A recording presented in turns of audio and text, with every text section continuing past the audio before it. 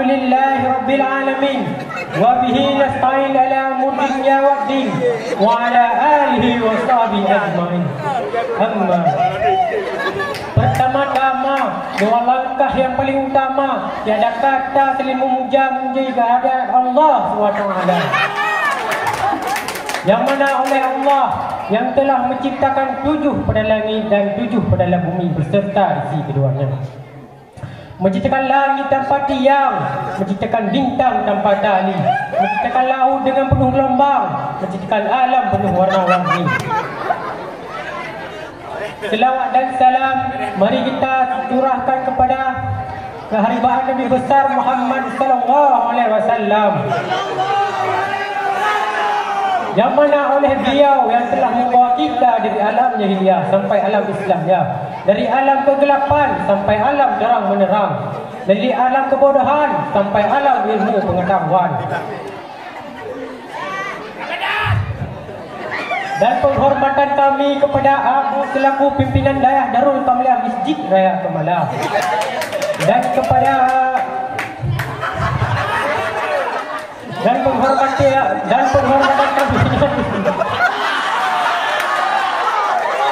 penghormatan kami yang istimewa kepada seluruh dewan juri yang seluruh tungku-tungku yang hadir di malam yang berbahagia ini.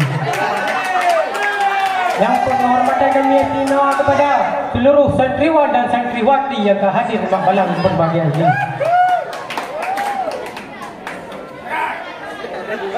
Izinkan kami dalam waktu singkat ini membahas sepatah dua kata yang bertema hakikat dunia.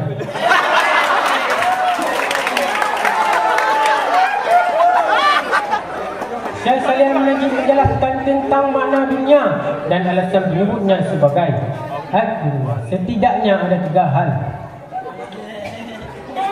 Yang pertama, karena dunia ayat itu ad-dunya terambil kata yang bermakna rendah, seperti posisi dan jabatan manusia di dalam dunia menunjukkan itu.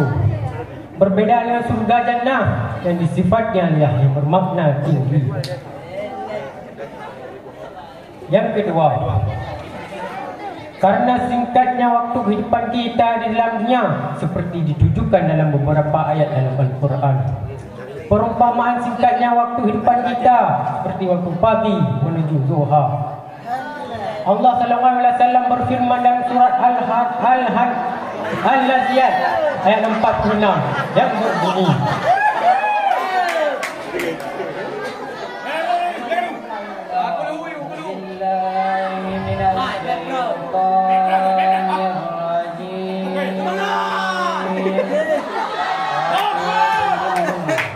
kepada Allah dan kita menjadi musuh.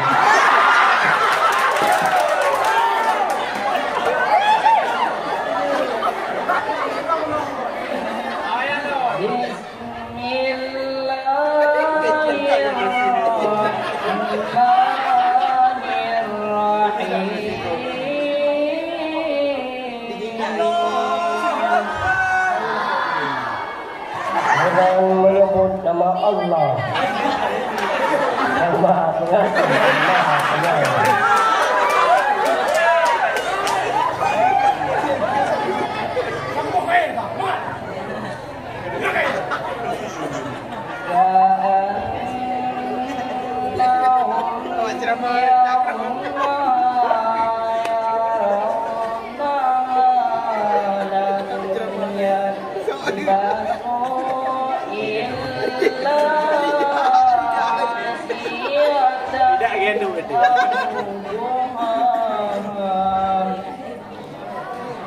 Pada hari itu mereka melihat hari berbangkit.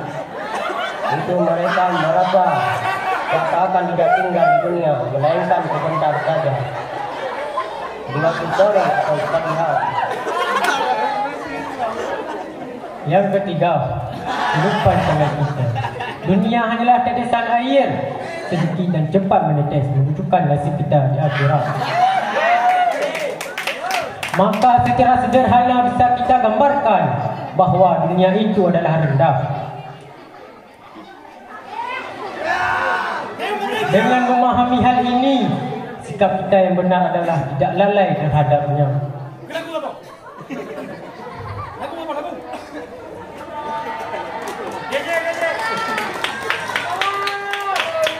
Jangan sampai kita apa yang disebut dalam ayat bal tu'thirunal hayat dunya wal akhiratu khairu wa abqa.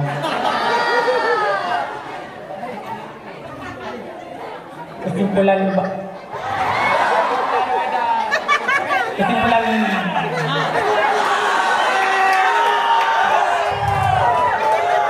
daripada cerahan kami adalah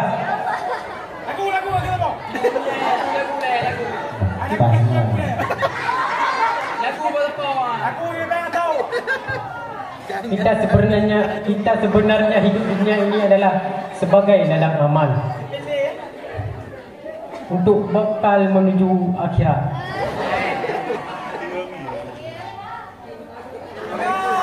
Tentu kita tahu orang yang beruntung adalah ia yang ringan beban dosanya tapi berat timbangan amalnya. Akhirul kalam kami akhiri dengan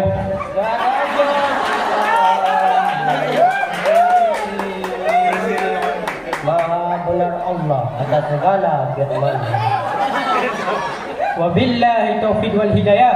Assalamualaikum warahmatullahi wabarakatuh. Waalaikumsalam warahmatullahi wabarakatuh. Peserta barusan tampil tadi Bensyarah Safa Rizal, tilawah Arif Munandar, sari tilawah Syahrul Ramadan, perwakilan kelas 1 putra. Selanjutnya kita panggil